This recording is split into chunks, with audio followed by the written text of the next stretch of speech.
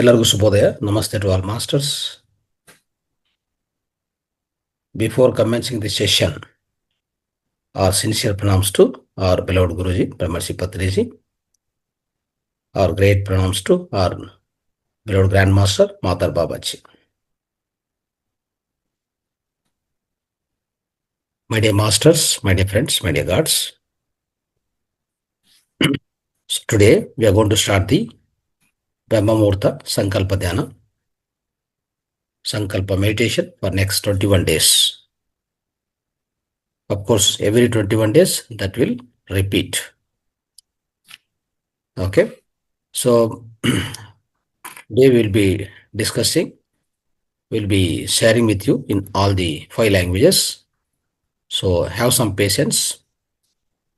ನಾವೆಲ್ಲರೂ ಈಗ ಬ್ರಹ್ಮಮುಹೂರ್ತ ಸಂಕಲ್ಪ ಧ್ಯಾನವನ್ನು ಪ್ರಾರಂಭಿಸ್ತಾ ಇದ್ದೀವಿ. 21 ದಿನಗಳ ಕಾರ್ಯಕ್ರಮ. ಇದೇ ರೀತಿಯಲ್ಲಿ ಪ್ರತಿಯೊಂದು 21 ದಿನಗಳು ಇದು ರಿಪೀಟ್ ಆಗ್ತಾ ಇರ್ತದೆ. ಓಕೆ. ಸೊ ಇದಕ್ಕೂ ಒಂದು ಪ್ರತ್ಯೇಕ ಬ್ರಹ್ಮಮುಹೂರ್ತ ಪ್ರಾಣಾಯಾಮ, ಒಂದು ಕೋಡ್ ಪ್ರಾಣಾಯಾಮ ತಂತ್ರವನ್ನು ಕಲಿಸ್ಕೊಂಡು ಅಭ್ಯಾಸ ಮಾಡಿಕೊಂಡು ತದನಂತರ ನಾವು ಶೂನ್ಯ ಧ್ಯಾನಕ್ಕೆ ಹೋಗ್ತೀವಿ. ಇವತ್ತಿಂದ ಕೇವಲ ಶೂನ್ಯ ಧ್ಯಾನ ಮಾತ್ರ ಇರ್ತದೆ. From today onwards, we are going to practice only silent meditation after the pranayama. But every day you must practice this pranayama technique. Okay, this Brahma Muhurta pranayama. It's very important, very powerful pranayama technique. Okay, the purpose of this pranayama is we have to get into alpha mode, alpha state of mind. That's very important. Any sankalpa if you do, remember this point, any sankalpa if you do in your life, you must be at alpha state. You can't be at theta state and do the sankalpa. You can't do that. You can just enter into alpha state, right? Let's see, if you just close your eyes and get into sleep, right? You close your eyes, get into sleep, that's alpha state.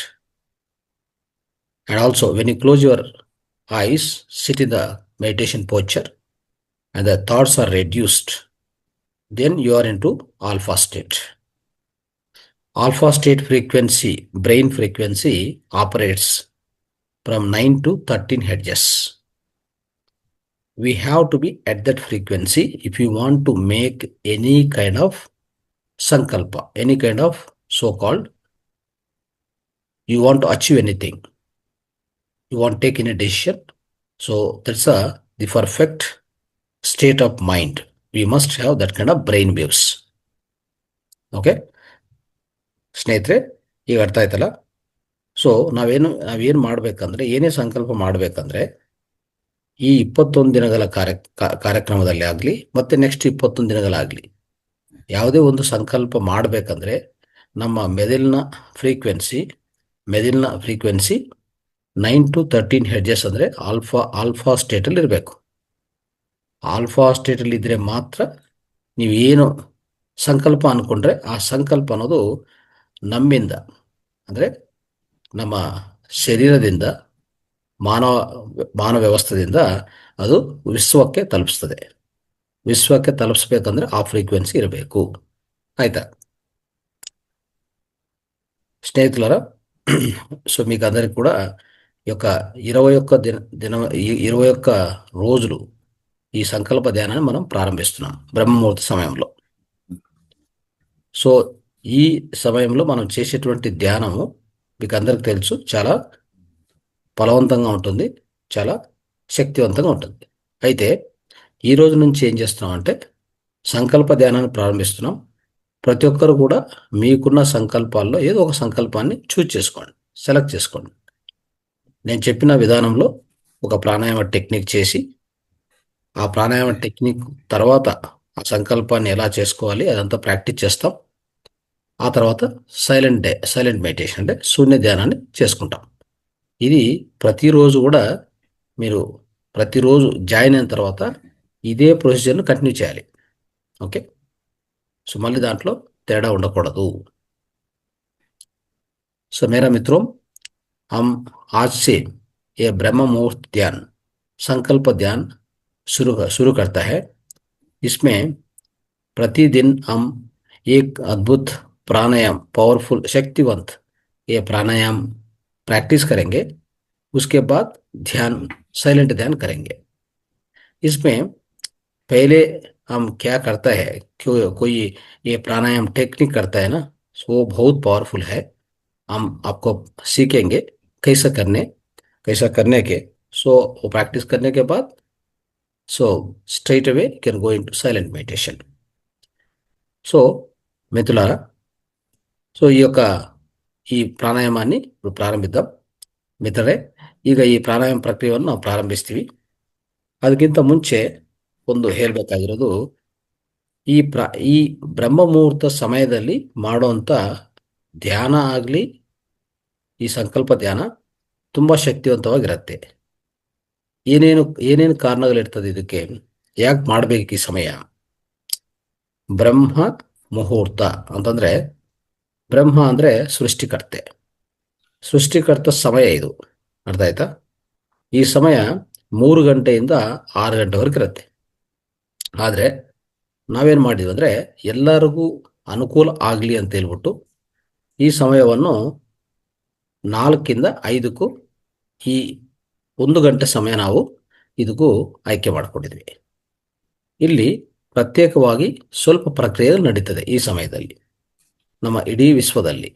ನೆನ್ಪಿಟ್ಕೊಳ್ಳಿ, ಈ ಬ್ರಹ್ಮಮುಹೂರ್ತ ಸಮಯದಲ್ಲಿ ಹೇರಳವಾದ విశ్వశక్తి లభ్యవాగತ್ತೆ. అంటే అద్భుతమైన విశ్వశక్తి లభిస్తుంది. ಇನ್ನೊಂದೇನೆಂದರೆ, ಈ ಸಮಯದಲ್ಲಿ ನಮ್ಮ ಮಾನವ ದೇಹದಲ್ಲಿ 3 ಗಂಟೆಯಿಂದ 5 ಗಂಟೆವರೆಗೂ ನಮ್ಮ ಶ್ವಾಸಕೋಶಗಳ ನಿರ್ವಿಷೀಕರಣ ಆಗ್ಬೋದು, ಇಲ್ಲಾಂದರೆ ಶಕ್ತೀಕರಣ ಪ್ರಕ್ರಿಯೆ ನಡೀತಾ ಇರ್ತದೆ. Try to understand, this is a period where your lungs gets cleansed, your lungs work at the peak state. The period is 3 to 5 o'clock. So at this time, you do any pranayama or you do any kind of breathing exercise, which will be much powerful. Okay? ಅಂದರೆ ಈ ಸಮಯದಲ್ಲಿ ನೀವು ಮಾಡುವಂಥ ಪ್ರಾಣಾಯಾಮ ಆಗಲಿ, ಧ್ಯಾನ ಆಗಲಿ ತುಂಬ ಶಕ್ತಿವಂತವಾಗಿರುತ್ತೆ. ಅದಕ್ಕೋಸ್ಕರ ನಾವು ಈ ಬ್ರಹ್ಮ ಮುಹೂರ್ತದಲ್ಲಿ ಇಂಥ ಪ್ರಕ್ರಿಯೆಯನ್ನು ಮಾಡಬೇಕಾಗತ್ತೆ. ಆಯಿತಾ? ಇನ್ನೊಂದೇನೆಂದರೆ, ಈ ಸಮಯದಲ್ಲಿ ಈಗಾಗಲೇ ನಾವು ನಿದ್ದೆಯಿಂದ ಎಚ್ಚರಿಕೆ ಸ್ಥಿತಿಗೆ ಬರ್ತೀವಲ್ಲ, ಖಂಡಿತ ಏನಾಗುತ್ತೆ, ಮನಸ್ಸು ತುಂಬ ಶೂನ್ಯವಾಗಿರುತ್ತೆ, ಹೆಚ್ಚು ಆಲೋಚನೆಗಳು ಯಾವುದು ಇರೋದಿಲ್ಲ. ನಾವು ಯಾವಾಗ ಈ ಪ್ರಾಣಾಯಾಮ ಶುರು ಮಾಡ್ತೀವೋ, ಈಗ ನಾವು ಹೇಳುವಂಥ ಪ್ರಾಣಾಯಾಮ ಶುರು ಮಾಡ್ತೀವೋ, ಈ ಪ್ರಾಣಾಯಾಮದಲ್ಲಿ ಆದಷ್ಟು ಏನಾಗುತ್ತೆ, ನೇರವಾಗಿ ನಮ್ಮ ಪ್ಯಾರಾಸಿಂಪಥೆಟಿಕ್ ನರ್ವ್ ಸಿಸ್ಟಮನ್ನು ಆಕ್ಟಿವೇಟ್ ಮಾಡೋದು ಅತಿ ಸುಲಭ ಆಗತ್ತೆ ಈ ಪ್ರಾಣಾಯಾಮ ಮಾಡುವಾಗ. ಆಯಿತಾ? ಸೊ ಅದಕ್ಕೋಸ್ಕರವೇ ಈ ಪ್ರಾಣಾಯಾಮ ಮಾಡಿಕೊಂಡಿದ್ರೆ ನಾವು ನಮ್ಮ ಮೆದುಳಿನ ಫ್ರೀಕ್ವೆನ್ಸಿ ಚೇಂಜ್ ಮಾಡ್ಕೊತೀವಿ. ಪ್ಯಾರಾಸಿಂಪಥೆಟಿಕ್ ನರ್ವಸ್ ಸಿಸ್ಟಮನ್ನು ಆಕ್ಟಿವೇಟ್ ಮಾಡ್ಕೊಳ್ಳುವಾಗ ದೇಹ ತನ್ನಂತ ತಾನೇ ಆ ರಿಲ್ಯಾಕ್ಸೇಷನ್ ಮೋಡ್ಗೆ ಹೋಗುತ್ತೆ. ಆ ರಿಲ್ಯಾಕ್ಸೇಷನ್ ಮೋಡಲ್ಲಿ ನಾವು ಅತಿ ಸುಲಭವಾಗಿ ಧ್ಯಾನಕ್ಕೆ ಎಂಟರ್ ಆಗ್ಬೋದು. ಆವಾಗ ಧ್ಯಾನ ಪ್ರಾರಂಭಿಸೋಕೆ ಮುಂಚೆ ನೀವು ಮಾಡುವಂಥ ಆ ಪರ್ಟಿಕ್ಯುಲರ್ ಸಂಕಲ್ಪ ಏನಿದೆಯೋ ಅತಿ ಸುಲಭವಾಗಿ, ಅತಿ ನೇರವಾಗಿ ವಿಶ್ವಕ್ಕೆ ತಲುಪಿಸ್ತದೆ. ಆಯಿತಾ? ಸೊ ಯಾಕಂದರೆ ಪ್ರತಿಯೊಂದು ವೈಬ್ರೇಷನ್ ಈ ವಿಶ್ವದಲ್ಲಿ ಕೆಲಸ ಮಾಡೋದೇ ವೈಬ್ರೇಷನ್ದ ಕೆಲಸ ಆಗ್ತದೆ. ನೆನಪಿಟ್ಕೊಳ್ಳಿ, without vibration there is nothing in this universe. ನೀವು ಈ ಬ್ರಹ್ಮಮುಹೂರ್ತ ಸಮಯದಲ್ಲಿ ಕೂತ್ಕೊಂಡು ನಾವು ರಿಲ್ಯಾಕ್ಸೇಷನ್ ಮೋಡ್ಗೆ ಹೋಗಿ ನಾವು ಆಜ್ಞಾಚಕ್ರವನ್ನು ಆಕ್ಟಿವೇಟ್ ಮಾಡಿಕೊಂಡು ಆ ಆಜ್ಞಾಚಕ್ರದಿಂದ ನಾವು ಏನು ಮಾಡ್ತೀವಿ, ಈ ಸಂಕಲ್ಪವನ್ನು ವಿಶ್ವಕ್ಕೆ ತಲುಪಿಸ್ತೀವಿ. ಅದು ಹೇಗೆ ಅಂತ ಪ್ರಾಕ್ಟೀಸ್ ಮಾಡೋಣ, ಆಯ್ತಾ? ಸೊ ಎನಿ ಆಜ್ಞೆ means command, order.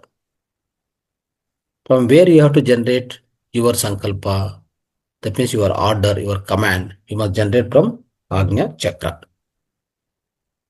If you generate any command from here, this will directly go to the universe.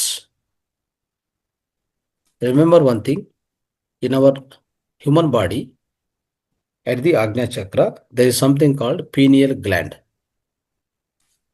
So, the pineal gland, whenever we practice this pranayama, the pineal gland will come into activation. Since the pineal gland gets activated, so you will be putting into operation. If you do any kind of a sankalpa or this command or order from this Agnya Chakra, this will straight away the vibrations goes into the universe. That will match with the what exactly you are looking for, what you are aiming for, that will get fulfilled. Understand? So ಸ್ನೇಹಿತರೆ, ಇದೇನಾಗುತ್ತೆ, ನಾವು ಪ್ರತಿದಿನ ಈ ಪ್ರಾಣಾಯಾಮ ಮಾಡುವಾಗ ನಾವು ಏನೇ ಸಂಕಲ್ಪ ಹೇಳ್ಕೊಂಡು, ಒಂದೇ ಸಂಕಲ್ಪ 21 ದಿನ ಪದೇ ಪದೇ ಚೇಂಜ್ ಮಾಡ್ಕೋಬೇಡಿ. ಒಂದು ಸಂಕಲ್ಪವನ್ನೇ ಸೆಲೆಕ್ಟ್ ಮಾಡ್ಕೊಳ್ಳಿ, ಆಯ್ತಾ? ಅದನ್ನೇ ಪ್ರತಿದಿನ ಅದೇ ಈ ಪ್ರಾಣಾಯಾಮ ಆಗಿದ ತಕ್ಷಣವೇ ಆ ಒಂದು ಸಂಕಲ್ಪವನ್ನು ಹೇಳ್ಕೊಂಡು ದೆನ್ ಶೂನ್ಯ ಧ್ಯಾನಕ್ಕೆ ಹೋಗ್ತಾ ಇರಿ. ಈ ರೀತಿಯಲ್ಲಿ ಮಾಡ್ತಾ ಹೋಗಿ, ಪದೇ ಪದೇ ಚೇಂಜ್ ಮಾಡೋಕೆ ಹೋಗ್ಬೇಡಿ. 21 ದಿನಗಳು ಆದಮೇಲೆ ಚೆಕ್ ಮಾಡ್ಕೊಳ್ಳೋಣ. ನಾವೆಲ್ಲರೂ ಮತ್ತೆ ಈ ಥರ ಸೇರ್ತಾ ಇರ್ತೀವಿ. ಅವಾಗ will check so over all having what kind of aims or wishes fulfilled ಅಂತ ನಾವು ಚೆಕ್ ಮಾಡ್ಕೊಳ್ಳೋಣ. ಸೊ ಒಂದು ಫೀಡ್ಬ್ಯಾಕ್ ಪ್ರೋಗ್ರಾಮ್ ಮಾಡಿಕೊಂಡು ಮತ್ತೆ ಇನ್ನೊಂದು 21 ದಿನಗಳ ಕಾರ್ಯಕ್ರಮದಲ್ಲಿ ಇನ್ನೊಂದು ಏನೇ ಸಂಕಲ್ಪ ಇದ್ರೆ ಇನ್ನೊಂದು ಸಂಕಲ್ಪವನ್ನು ಶುರು ಮಾಡ್ಕೊಳ್ಳಿ, ಪ್ರಾರಂಭಿಸ್ಕೊಳ್ಳಿ. ಈ ರೀತಿಯಲ್ಲೇ ಮಾಡ್ತಾ ಹೋಗೋಣ, ನೆನ್ಪಿಟ್ಕೊಳ್ಳಿ, ಆಯ್ತಾ? ನೆಕ್ಸ್ಟ್, ಸೊ ನಾವು ಮಾಡುವಂಥ ಸಂಕಲ್ಪ ಪ್ರತಿದಿನ ಈ ಆಜ್ಞಾ ಚಕ್ರವನ್ನು ಆಕ್ಟಿವೇಟ್ ಮಾಡಿಕೊಂಡು ಅಲ್ಲಿಂದನೇ ಆ ಸಂಕಲ್ಪವನ್ನು ಯೂನಿವರ್ಸ್ಗೆ ತಲುಪಿಸ್ತೀವಿ. ಯಾಕಂದರೆ ನೆನ್ಪಿಟ್ಕೊಳ್ಳಿ, ನಮಗೆ ಆಜ್ಞಾ ಚಕ್ರ ಹತ್ರ ಪೀನಿಯಲ್ ಗ್ಲ್ಯಾಂಡ್ ಇರುತ್ತೆ. ಪೀನಿಯಲ್ ಗ್ಲ್ಯಾಂಡು ಒಂದು ಆ್ಯಂಟಿನ ಥರ. ಅದು ಆ್ಯಂಟಿನ ಹೇಗೆ ಕೆಲಸ ಮಾಡ್ತದೋ ನಮ್ಮ ದೇಹದಲ್ಲಿ ಪೀನಿಯಲ್ ಗ್ಲ್ಯಾಂಡ್ ಅದೇ ರೀತಿಯಲ್ಲಿ ಕೆಲಸ ಮಾಡುತ್ತೆ. ಸೊ ಅವಾಗ ನಾವು ಏನೇ ಹೇಳಬೇಕಂದ್ರೆ, ಏನೇ ಯೂನಿವರ್ಸ್ ತಲುಪಿಸ್ಬೇಕಂದ್ರೆ, ಆ ವೈಬ್ರೇಷನ್ ತಲುಪಿಸ್ಬೇಕಂದ್ರೆ ಪೀನಿಯಲ್ ಗ್ಲ್ಯಾಂಡಿಂದಲೇ ತಲುಪಿಸ್ಬೇಕಾಗತ್ತೆ, ಆಯಿತಾ? ಸೊ ಇಲ್ಲಿ ಒಂದು ಬ್ರೀದಿಂಗ್ ಟೆಕ್ನಿಕ್ಕು, ಆಯಿತಾ? ಬ್ರೀದಿಂಗ್ ಟೆಕ್ನಿಂದ ನಮ್ಮನ್ನು ನಾವು ಒಂದು ಪ್ಯಾರಾಸಿಂಪಥೆಟಿಕ್ ಮೋಡ್ಗೆ ತಗೊಂಡೋಗಿ, ರಿಲ್ಯಾಕ್ಸೇಷನ್ ಮೋಡ್ಗೆ ತಗೊಂಡೋಗಿ, ಓಕೆ, ಆಜ್ಞಾ ಚಕ್ರವನ್ನು ಆಕ್ಟಿವೇಶನ್ ತಗೊಂಡು ಬಂದು ಅಲ್ಲಿಂದನೇ ಸಂಕಲ್ಪವನ್ನು ರಿಲೀಸ್ ಮಾಡ್ತೀವಿ, ಆಯಿತಾ? ಆವಾಗ ಖಂಡಿತ ಆ ಒಂದು ಸಂಕಲ್ಪ ಅದು ಯೂನಿವರ್ಸ್ಗೂ ತಲುಪಿಸ್ತಾ ಇರ್ತದೆ. ಸಂಕಲ್ಪ ಅನ್ನೋದು ಹೇಗಿರಬೇಕು? ಶಾರ್ಟ್ ಆಗಿರಬೇಕು, ಆಯಿತಾ? ಯಾವುದನ್ನೂ ಸಂಕಲ್ಪ ನೆನ್ಪಿಟ್ಕೊಳ್ಳಿ. ಇವತ್ತು ನಾವು ಹೇಳ್ತಾ ಇರೋಂಥ ರೀತಿಯಲ್ಲಿ ನಿಮ್ಮ ಸಂಕಲ್ಪ ಏನೇ ಇರಲಿ ನಿಮ್ಮ ವೈಯಕ್ತಿಕವಾಗಿ ಇರ್ತದೆ. Your sankalpa is your personal. You have to recite within your mind from Ajna chakra. You should vibrate with that sankalpa. You must say yourself inside. ನೀವು ಹೇಳ್ಕೋಬೇಕು ಇಂಥ, ಅಂದರೆ ಒಂದು ರೀತಿಯಲ್ಲಿ ಹೇಗೆ ಹೇಳ್ಕೋಬೋದು, ನನ್ನ ಆರೋಗ್ಯ ಇವತ್ತಿಗೆ ಕಂಪ್ಲೀಟ್ ಸಂಪೂರ್ಣವಾಗಿ ಗುಣ ಆಯಿತು. ನನಗಿರುವಂಥ ಏನೋ ಒಂದು, ಅಂದರೆ ನಿಮಗೆ ಹಣಕಾಸು ಪ್ರಾಬ್ಲಮ್ ಇದ್ದರೆ ಒಂದು ಪ್ರತ್ಯೇಕವಾಗಿ, ಓಕೆ, ಈಗ ಉದಾಹರಣೆಗೆ ನನ್ನ ಕುಟುಂಬದಲ್ಲಿ ಆರ್ಥಿಕ ಸಮಸ್ಯೆಗಳು ಅಂದರೆ ಸಂಪೂರ್ಣವಾಗಿ ನಾವು ತೀರಿಸ್ಕೊಂಡಿದ್ದೀವಿ ಅಂತ ಏನೋ ಒಂದು ಸಂಕಲ್ಪ, ಅದು ಆಗಿದೆ ಅಂತಲೇ ನೀವು ಆ ಸಂಕಲ್ಪವನ್ನು ಹೇಳ್ಕೋಬೇಕಾಗತ್ತೆ. ಆಗಬೇಕು ಅಂತ ಹೇಳೋದು ಬೇಡ. ಈಗ ಈ ಸಂಕಲ್ಪ ಅಂದರೆ ಇಂಥ ಸಂಕಲ್ಪ ಪೂರ್ತಿ ನೆರವೇರಿದೆ ಅಂತ ಹೇಳಬೇಕಾಗತ್ತೆ, ಆಯಿತಾ? ಸೊ ಆ ರೀತಿಯಲ್ಲಿ ಹೇಳ್ಕೊಂಡೇ ನಾವು ಧ್ಯಾನಕ್ಕೆ ಹೋಗ್ಬೇಕು, ಆಯಿತಾ?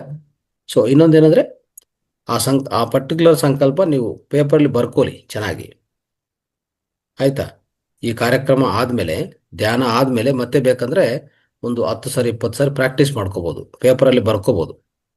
ಇಲ್ಲ ಧ್ಯಾನಕ್ಕೆ ಮುಂಚೆ ಏನು ಮಾಡ್ಬೋದು, ಪ್ರಾರಂಭಿಸೋಕೆ ಮುಂಚೆ ಒಂದು ಪೇಪರಲ್ಲಿ ಬರ್ಕೊಳ್ಳಿ, ಒಂದು 10 ಸಾರಿ ಬರ್ಕೊಳ್ಳಿ, ಒಂದು ಜರ್ನಲ್ ಥರ ಬರ್ಕೊಳ್ಳಿ ಪ್ರತಿ ದಿವಸ. ಅದು ತುಂಬ ಉಪಯುಕ್ತವಾಗುತ್ತೆ. ಯಾಕಂದರೆ ಏನೇ ಸಂಕಲ್ಪ ಏನೇ ಇದ್ರೂ ಒಂದು ಸಾರಿ ಅಲ್ಲ, ಒಂದು 10-20 ಸಾರಿ ಬರೀಬೇಕಾಗತ್ತೆ ಪೇಪರಲ್ಲಿ. ಅದು ಧ್ಯಾನ ಆದಮೇಲೆ ಬರ್ರಿ, ಧ್ಯಾನಕ್ಕೆ ಮುಂಚೆ ಬರ್ರಿ, ಧ್ಯಾನ ಸಮಯದಲ್ಲಿ ಬರೆಯೋಕ್ಕಾಗಲ್ಲ. ಆಯಿತಾ? ಅದು ನೆನ್ಪಿಟ್ಕೊಳ್ಳಿ. ಓಕೆ.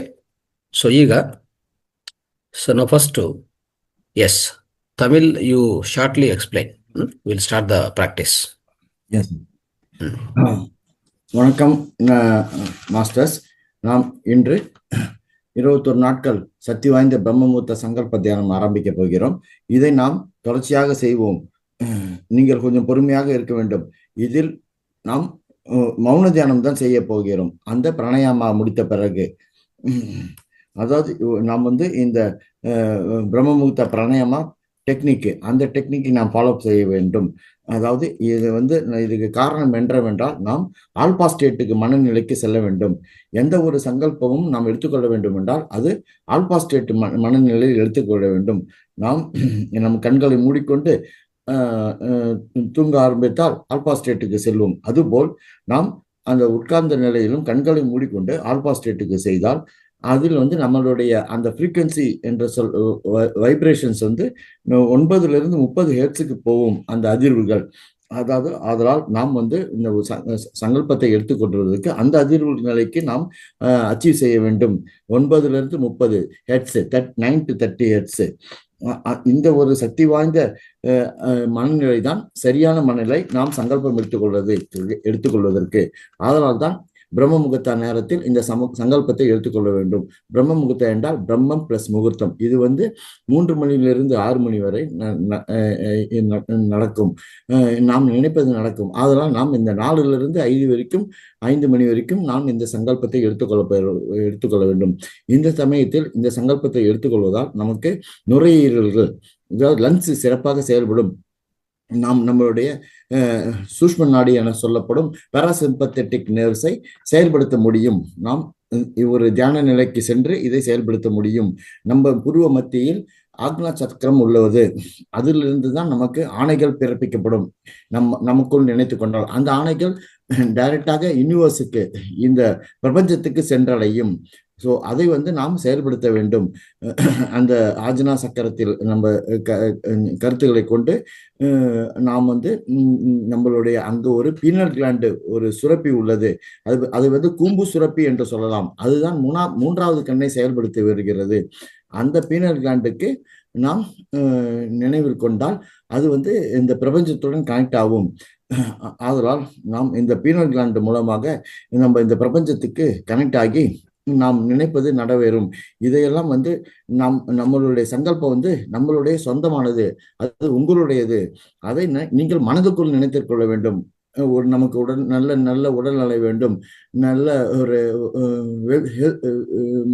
சொந்தங்கள் வேண்டும், நல்ல ஒரு வேலை பணிபுரியும் அட்மாஸ்பியர் வேண்டும் என்று மனதுக்குள் நினைத்து கொண்டால் அதை நாம் மனதுக்குள்ளே ரிசைட் செய்ய வேண்டும். மனதுக்குள்ளே சொல்லிக்கொண்டால் அது நமது வாழ்க்கையில் நடக்கும்.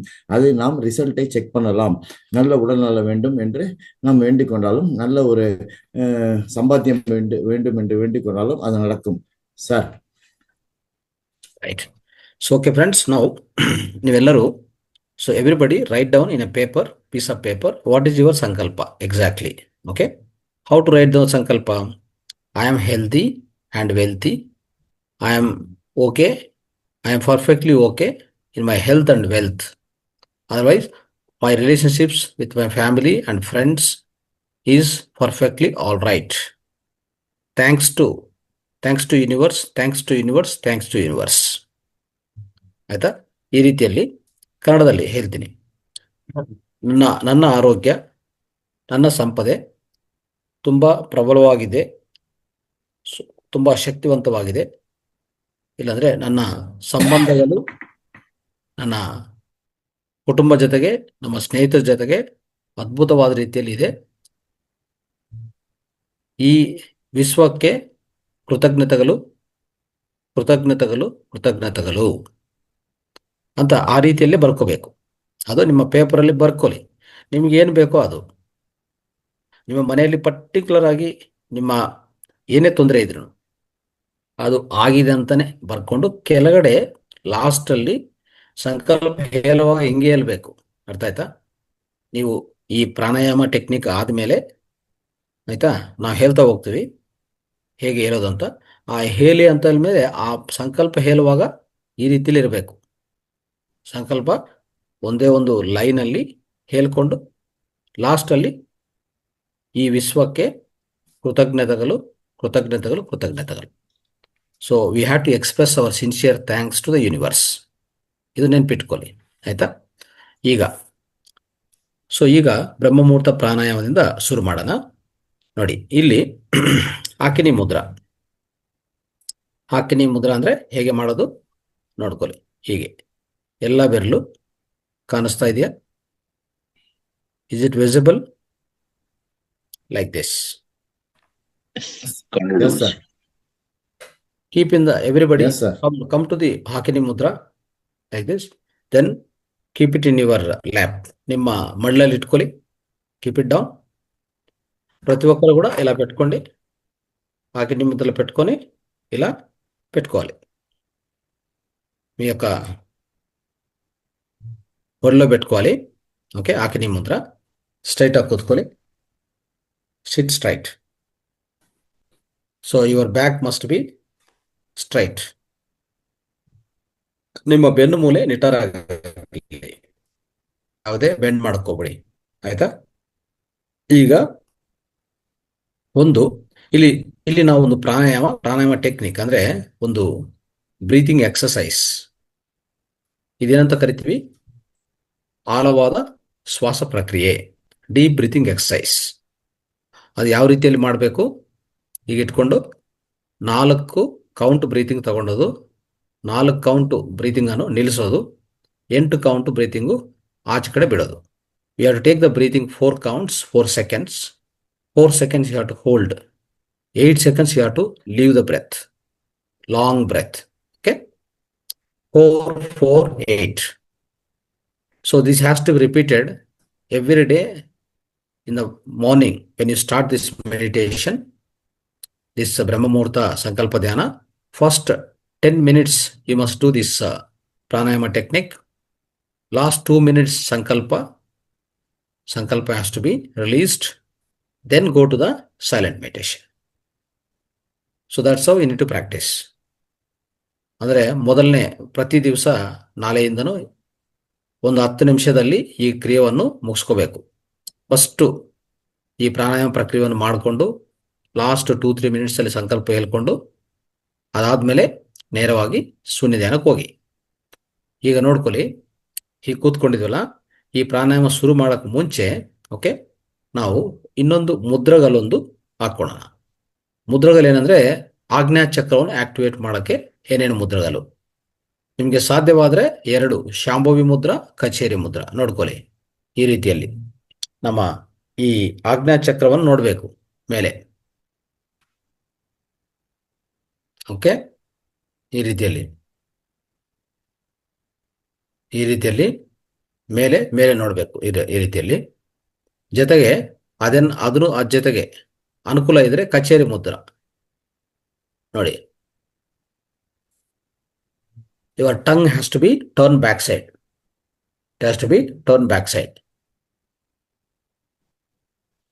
ನಿಮ್ಮ ನಾಲಿಗೆ ಮಡಿಸಿ ಮೇಲೆ ತುಟಿನ ಟಚ್ ಮಾಡ್ಕೊಳ್ಳಿ. ಅದು ಕಚೇರಿ ಮುದ್ರಾ.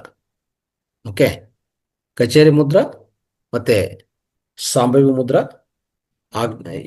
ಇದೊಂದು ಹಾಕಿನಿ ಮುದ್ರಾ, 3 ಕಾಂಬಿನೇಷನ್ ಅಲ್ಲಿ ಈಗ ಬ್ರೀತಿಂಗ್ ನಡೀತದೆ.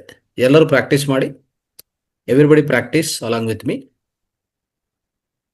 ಒಂದು 5 ನಿಮಿಷ 6 ನಿಮಿಷ ಇದು ಪ್ರಾಕ್ಟೀಸ್ ಮಾಡಿ. ದೆನ್ ಇನ್ಸ್ಟ್ರಕ್ಷನ್ಸ್ ಕೊಡ್ತಾ ಹೋಗ್ತೀವಿ. ಹಾಗೆ ನಿಮ್ಮ ಸಂಕಲ್ಪವನ್ನು ಹೇಳ್ಕೊಂಡು then will go to meditation. Right, start. So breathing technique ಹೇಗೆ ಮಾಡೋದು ನೋಡ್ಕೊಳ್ಳಿ. ಈ ರೀತಿಯಲ್ಲಿ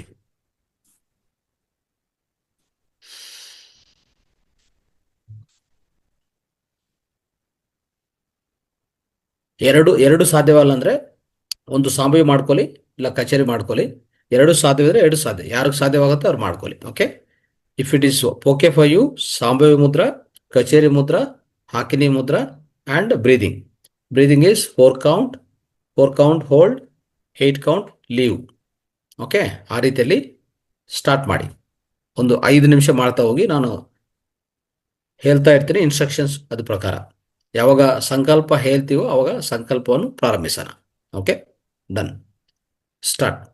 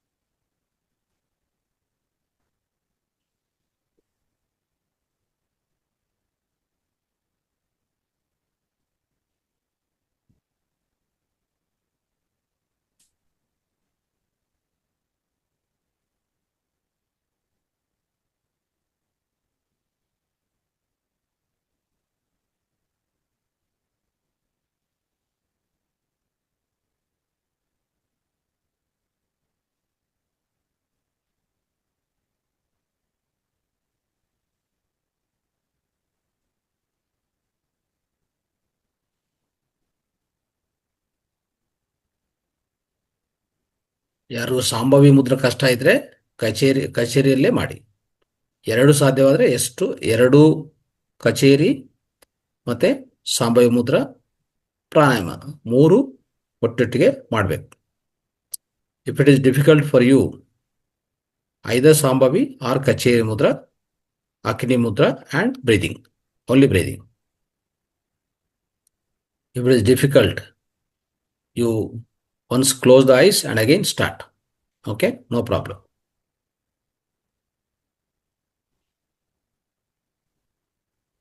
ನಮ್ಮ ಗುರಿ ಲಕ್ಷ್ಯ ಏನಂತಂದ್ರೆ ಆಜ್ಞಾ ಚಕ್ರವನ್ನು ಒಂದು ಬಲವಾಗಿ ಪ್ರಚೋದನೆ ಮಾಡೋದು. ಈ ರೀತಿಯಲ್ಲಿ ಪ್ರಚೋದನೆ ಆಗತ್ತೆ. ತದನಂತರ ನಾವು ಸಂಕಲ್ಪವನ್ನು ಹೇಳೋದು. ಅದಕ್ಕೋಸ್ಕರವೇ ಕೇಚರಿ ಮುದ್ರಾ, ಸರಿ, ಕೇಚರಿ ಮುದ್ರಾ. ಕೇಚರಿ ಮುದ್ರಾನು ಇಲ್ಲ ಅಂದ್ರೆ ಸಂಭಾವಿ ಮುದ್ರಾ, ಏನು ಬೇಕಂದ್ರೆ ಒಂದು ಮಾಡಿ, ತೊಂದರೆ ಇಲ್ಲ.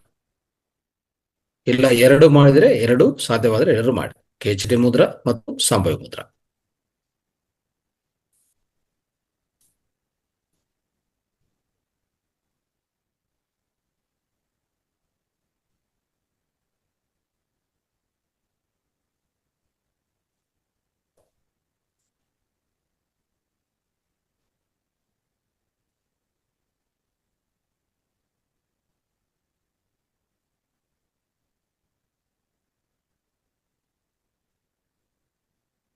ನಿಮ್ಮ ಒಳಗಡೆ ತಗೊಂಡಂತ ಶ್ವಾಸ ಕೌಂಟ್ 4 ಆಗಿದೆ.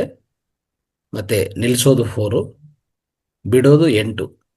ಅಂದ್ರೆ ನೀವು the in breathing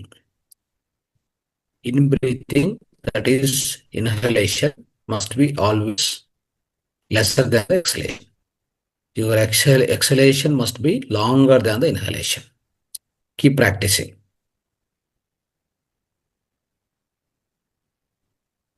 Every day you can practice this pranayama technique, this powerful pranayama technique, in order to bring the energy to our Agna Chakra. Agna Chakra has to be perfectly activated, very, very important.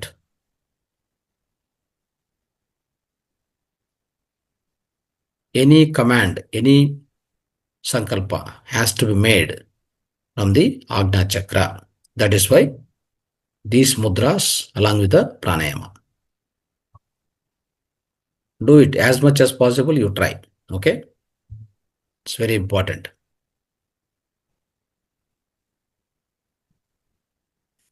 Kechari, Sambhavi and breathing technique. Continue it. Another 3 minutes.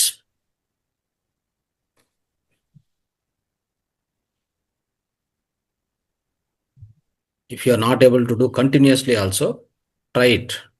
Try it again and again. The first day, from tomorrow also, you can keep trying this.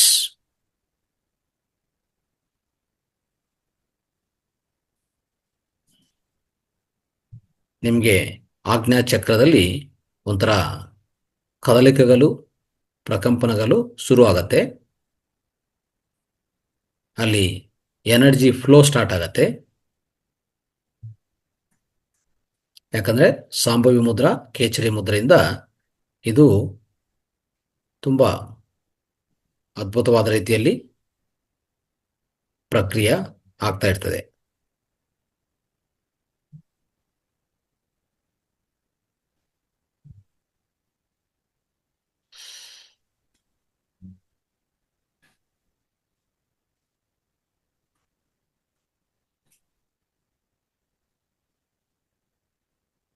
ನಿಮ್ಮ ಶ್ವಾಸ ತಗೊಳ್ಳುವಾಗ ಆ ಶ್ವಾಸ ಆಳವಾದ ಶ್ವಾಸ, 4 count ಶ್ವಾಸ ತಗೊಂಡ್ರೆ ಶ್ವಾಸ ಎಲ್ಲಿವರೆಗೂ ಹೋಗ್ಬೇಕು? ನಾಭಿವರೆಗೂ ಹೋಗ್ಬೇಕು. The breathing has to, your inhalation must be up to the Manipura chakra. Your exhalation has to be, when there is an inhalation, it must be up to navel chakra. Your stomach has to bulge. When you are exhaling, the breathing has to be coming out slowly and your stomach has to go inside completely.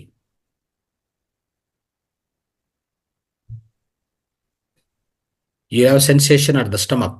Stomach comes out, stomach goes in. Your breathing has to be, ನಿಮ್ಮ ಶ್ವಾಸ ಪ್ರಕ್ರಿಯೆ ತುಂಬಾ ಆಳವಾದಿರಬೇಕು. ನಿಮ್ಮ ಹೊಟ್ಟೆ ಶ್ವಾಸ ಯಾವಾಗ ಪೂರ್ತಿ deep ಶ್ವಾಸ ತಗೊಂತೀವೋ ಹೊಟ್ಟೆ ಮೇಲೆ ಬರಬೇಕು, ಅಲ್ಲಿ ಹೋಲ್ಡ್ ಮಾಡಿ ಮತ್ತೆ ಶ್ವಾಸ ಬಿಡುವಾಗ ಹೊಟ್ಟೆ ಪೂರ್ತಿ ಹೊರಗಡೆ ಹೋಗ್ಬೇಕಾಗತ್ತೆ. ಆ ರೀತಿಯಲ್ಲೇ ಮಾಡ್ತಾ ಹೋಗ್ಬೇಕು. Okay,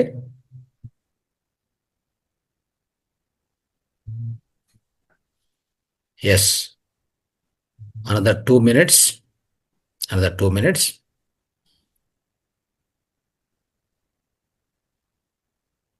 If it is not possible for you, do only Sambhavi or do only Kechari. Anyone along with the breathing. Okay, no issues.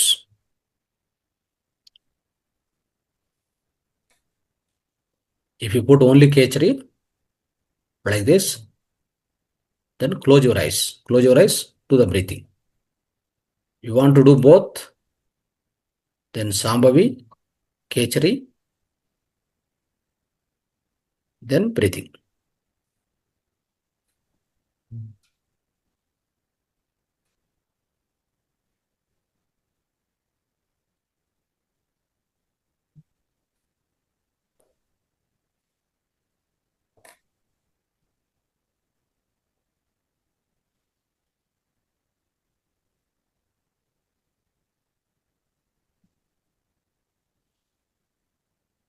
In Sambhavi Mudra, you are lifting your eyes, seeing at the, you are seeing or you are sighting. Your sight or seeing must be at the Agnya Chakra. You have to, ನೀವು ಸಾಂಭವಿ ಮುದ್ರದಲ್ಲಿ 2 ಕಣ್ಣುಗಳ ಮೇಲೆ ಎತ್ತಿ 2 ಕಣ್ಣುಗಳ ಮಧ್ಯದಿಂದ ಆ ಕಣ್ಣುಗಳ ಮಧ್ಯೆ ಭ್ರೂ ಮಧ್ಯದಲ್ಲಿ ನೋಡ್ತಾ ಇರಬೇಕು. ಅದೇ ಸಾಂಭವಿ ಮುದ್ರಾ. ಆಜ್ಞಾ ಚಕ್ರವನ್ನು ನೋಡ್ತಾ ಇರೋದು, ಅದು ಸಾಂಭವಿ ಮುದ್ರಾ ಅಂತ ಹೇಳ್ತೀವಿ ನಾವು.